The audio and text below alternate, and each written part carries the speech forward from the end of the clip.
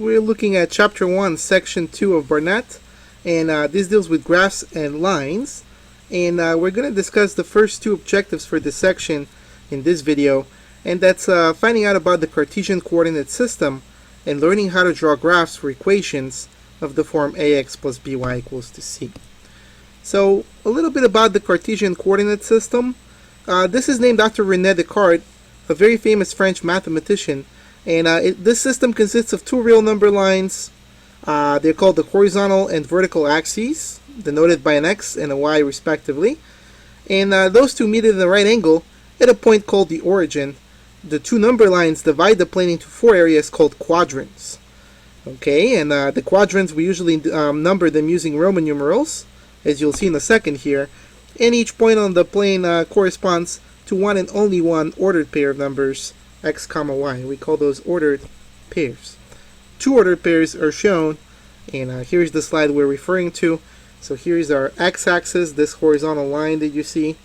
Here's our y-axis, and those two split the coordinate system, or this plane, into four, 1, 2, 3, 4, using Roman numerals here, coordinate planes of their own. And each one of those is called a quadrant. So quadrant 1, quadrant 2, quadrant 3, and quadrant 4. And we've labeled 2 points here, the point -1, comma 1, and the point 3, comma 1. So these are ordered pairs. Okay? Now just to remind you, the 3, comma 1 means you go away from the origin, which is the point of intersection of the two axes. You go 3 units to the right, and 1 unit up. That's 3, comma 1. That's your x, that's your y. Okay, -1, comma -1 means go 1 unit to the left and 1 unit down, and that's the location that you're at away from the origin, -1, comma -1. Okay, so why don't we take a look at the next slide here. A linear equation in two variables is an equation that can be written in the standard form ax plus by equals to c, where a, b, and c are constants and they are not both 0. X and y are our variables. So this is going to be the standard form of a linear equation in two variables. Ax plus by equals some constant c. Okay, and then we're going to talk about a solution of an equation in two variables. And what is that going to be? It's simply going to be an ordered pair of real numbers, x comma y, so that this equation in standard form is satisfied. So for example, 4 comma 3 is a solution of 3x minus 2y equals to 6. Why? Because if we plug in x equal to 4 and y equal to 3 into this equation, we get a true statement. And here it is. 3 times 4 minus 2 times 3, is that the same as 6? And the answer is yes, because we get 12 minus 6, which is indeed 6. However, 4 comma 3 is not the only solution to 3x minus 2y. Another solution to 3x minus 2y equal to 6 is 0 comma -3. Do you see why? Because plugging in x equal to 0 and y equal to -3 into our equation gives us a true statement as well. In fact, there are many of these ordered pairs that will work when we plug in for x and y respectively. The combination of all of them that work, all of these solutions, all of these ordered pairs, that's called the solution set of an equation in two variables. Further, if we take all those ordered pairs and we plot them on a coordinate system, well, the result is the graph of an equation. And that's what we call the graph of an equation. Okay, so a little bit more review here when it comes to linear equations in two variables. If a is not equal to 0 and b is not equal to 0, then we have ax plus by equal to c. That could be rewritten as y equals -a over b, x, plus c over b, or mx plus b. This is the good old slope-intercept form that everybody has seen at some point in time before. Mx plus b. And if you're not seeing what we did here to get from standard form to this form, think of it as y equals, ax plus by equals c. we simply isolate y. So we move the ax to the other side with a negative sign, and then we divide through by b. So that's how we actually get from standard form to slope-intercept form. But nobody really uses the notation negative a over b, right, from standard form, and c over b from standard form. Instead, we say this is m, and this is lowercase b. We're referring to the slope and the y-intercept, which we'll discuss later in the section. There's two special cases in this situation from standard form. One occurs when a is 0, but b is not equal to 0. Then we get the graph of a horizontal line, y equals c over b. And likewise, if a is not equal to 0, but b is, we get the graph of a vertical line, x equals c over 8. Once again, we'll see more on this later. Why don't we practice using intercepts to graph a line? So one of the easiest ways to graph a line when the equation of the line is given in standard form, ax plus by equals to c, if you remember, one of the easiest ways to graph it is to use the intercepts.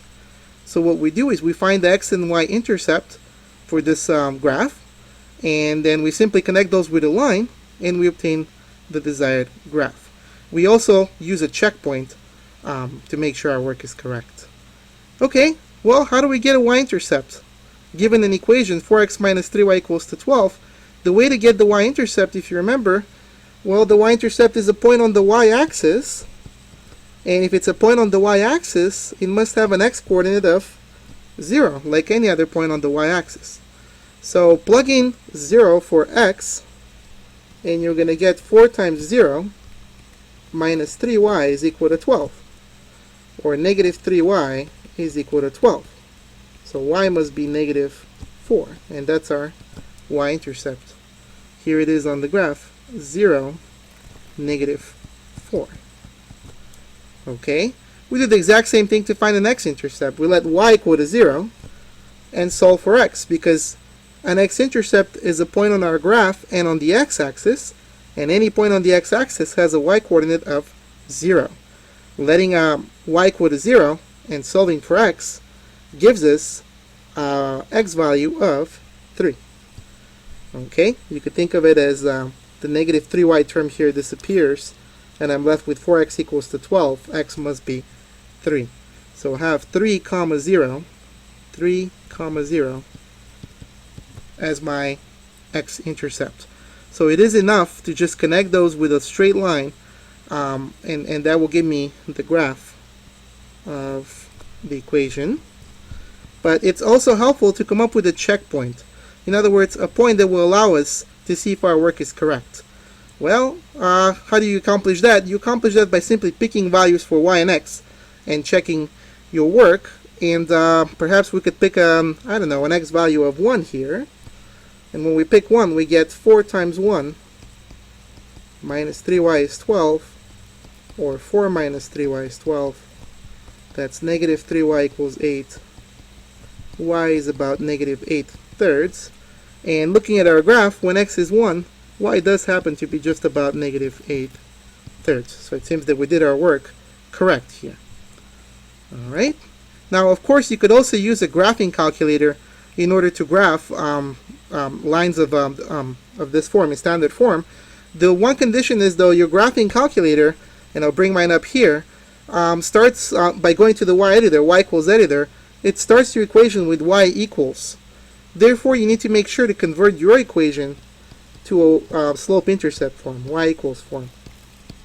So this equation needs to be transformed into slope-intercept form. So change to slope-intercept form first. Okay, so why don't we do that on here? We'll move the 4x term to the other side. Alright, and then we'll divide through by negative 3. And that's going to give us 4/3 x minus 4. So this is what we need to enter into our graphing calculator. Let's do it. I'm going to use parentheses for the 4/3 here. 4/3 x. And then remember, it was minus 4. Minus 4. And I'm going to hit graph. I'm currently working actually with a weird window. So I should have made sure my window is correct first. Let me do zoom, option 4, zoom decimal, or actually, excuse me, option 6. Zoom standard will suffice here. And sure enough, here is our graph. And we have the x-intercept 3, 0, the y-intercept negative 0, negative 4, and there is our line again. So that's how you graph using your calculator.